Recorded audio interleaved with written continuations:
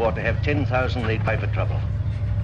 What trouble? The trouble that always comes. Why do you suppose I came here? 6,000 miles from Liverpool. This is Jacksonville, Clinch, USA. We sail with the tide. My name is Chris Fujiwara. I wrote a book on Jacques Tourneur, the director of such great films as Out of the Past, Night of the Demon, and the film you're about to watch, Canyon Passage. Right now I'm in Macau.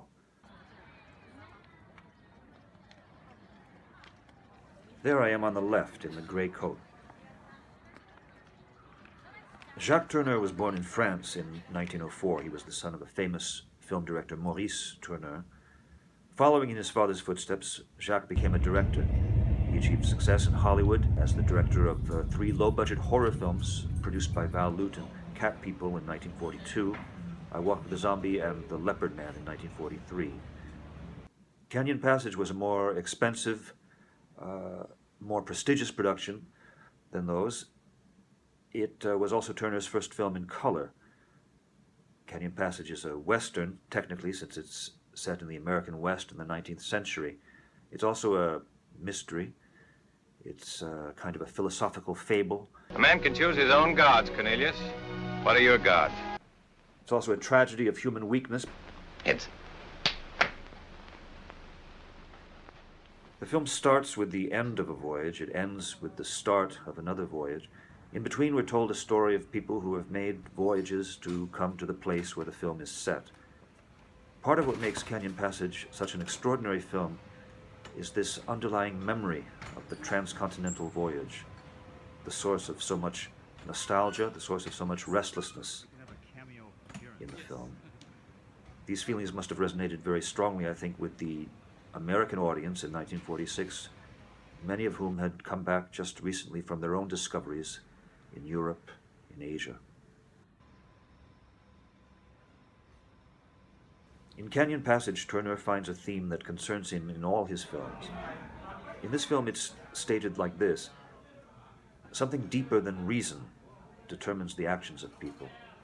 Consequently, people's motives, their affinities, and their inability to be at rest cannot be understood by reason. Essentially, Canyon Passage is a mystery. Sometimes in the film, this mystery is expressed in deep disquiet. At other times, in a kind of resigned contentment. It's a little as if Orson Welles and Jean Renoir had collaborated together on a Western. She'll be by the river where all heaven be.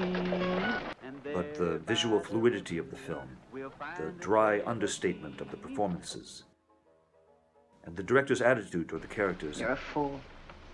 Censure on your lips, solicitude in your eyes. An attitude that could be described as a kind of reserved sympathy. These things are very much Tourneur's own. If we take filmmaking to be a form of writing, Canyon Passage is written in flow and movement, a constant interaction and interchange among moving elements. It's a dazzling glimpse at a world of which we see only the surface.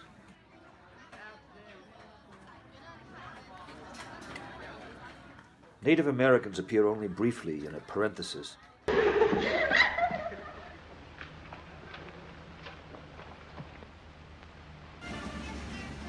Home is something that doesn't yet exist for the white settlers. For the Native Americans, it no longer exists, or it's about to be lost.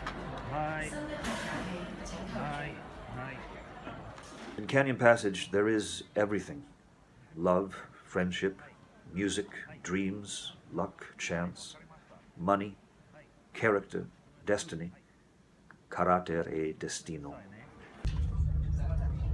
They think the tide flows forever for them. But mark me, Logan, gold veins run out, crops fail, men starve, wars come. And businesses fail. Then we get a new deck and deal again. Riding on a silver saddle, the moon